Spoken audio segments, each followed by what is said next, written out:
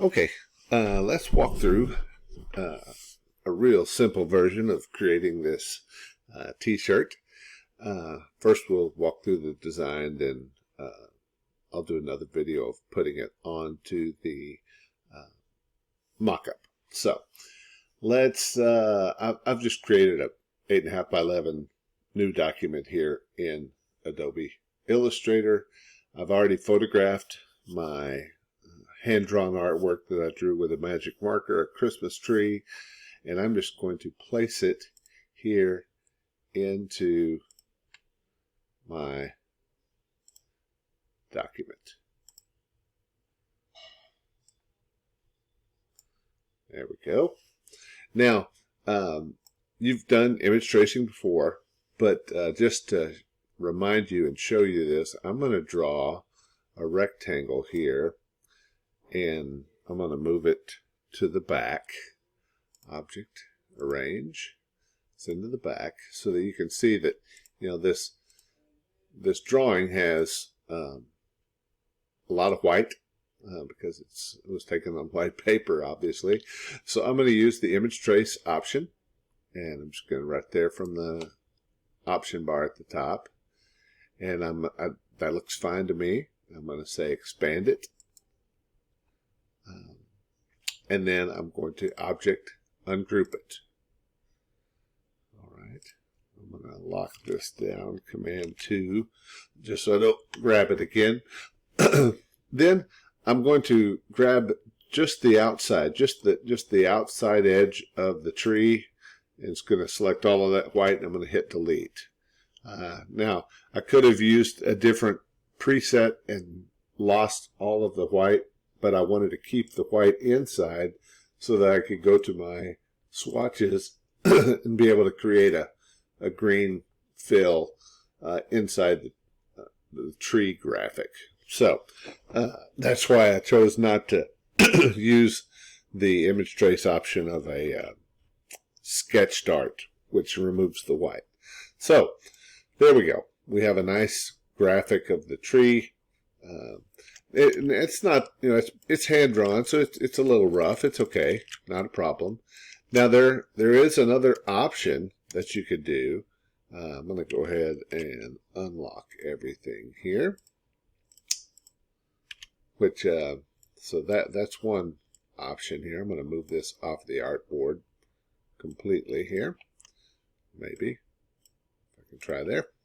All right, and then also in the videos it talks about Adobe Capture, and so I'm going to open, I already did that too. I used the app on my phone and just captured my little tree drawing, and so with it I was able to just, you know, take that. I did it a couple of times. So there is my shape from Adobe Draw or Adobe Capture. And as you can see, it's already a vector graphic, perfectly sharp. It actually looks a little bit smoother than what I've got over here. There is no white shape to fill it, so if I wanted to do a color fill inside the tree, I could just take my pen tool and follow around the outside here of the tree. Be a lot better if I only had this on, just the stroke.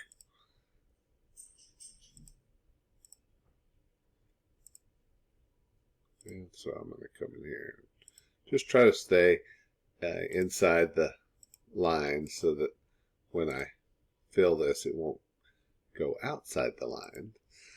So instead of, I'm going to swap that back, and instead of black, I'm of course going to go up here and choose green, and then I'm going to do object, arrange, send to the back. Okay. Now, so either one of these, I'll grab those together and group them together so that they move together. So I've got two graphics. I'll group that also so it'll stay as one. So I could use either one of those. This one, it seems like Adobe Capture made it a little smoother. So I might go ahead and use it. for my my design. The other thing, I've already done some drawing on this before, so I'm going to open up a different layer here. Actually, I'll turn that one off. I'll turn the one on that I've already done. So, yeah, there's a star on the top already. So, you can just take things like any shapes that you want. If you just wanted to create like a small balls on the tree, holding down shift, you can get a perfect circle. You can fill that with any color you wanted, or gradient even, doesn't matter. You've got full control there. So you could put some, Christmas balls, you could put ornaments, you could take images and put in here, and do candy canes. I don't care. You don't have to use a Christmas tree. This design is up to you. So this is just what I did. So I'm going to go ahead and I'm going to click on all of these balls that I created. There they are. Boom.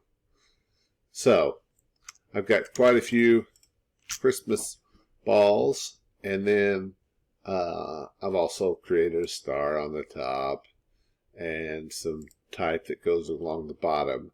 Now, for the type, I just used my type tool, created something in a typeface that I felt was very Christmas styled. So to do that, I just chose this, went to my character palette, chose a filter here, and I chose just script fonts that I have on my computer. You can download fonts, typefaces off of the internet. I've put some resources there. So there's all kinds of different things that I could have used. I'll just use something here like this. And I'm going to go ahead and make it bigger. And then I'm going to use my effect warp. I'm going to arc it just so it kind of fits under the bottom of my tree a little bit. Okay. So now I've got some type. I've got some elements, it's pretty basic. Yours doesn't have to be, any more defined than that. But, have fun with it, play with it, create a interesting pattern maybe, or whatever you want. Rudolph the Red-Nosed Reindeer. I don't care. That's fine. So the first thing you're going to do is you're going to save this out as a PDF.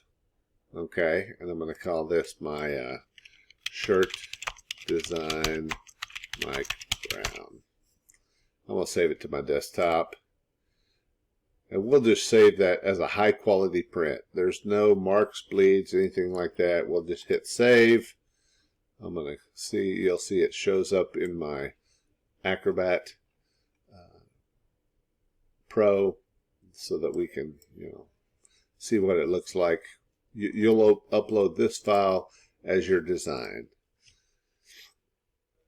So in the next video, I will take this design.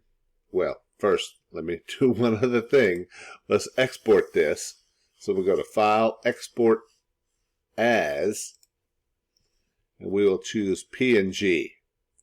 And so we'll call this just the shirt design. That's fine. It'll still work. I'm going to save it as a PNG because that will, as you can see, that background we want to be transparent. So when we place it onto our shirt, none of the white will show. And we want to use high resolution, 300 pixels per inch, and say OK. And that will save out here. If you can see, I'll show it on the background. I get a PNG image that I'm going to use in the next video to make the mock-up. All right.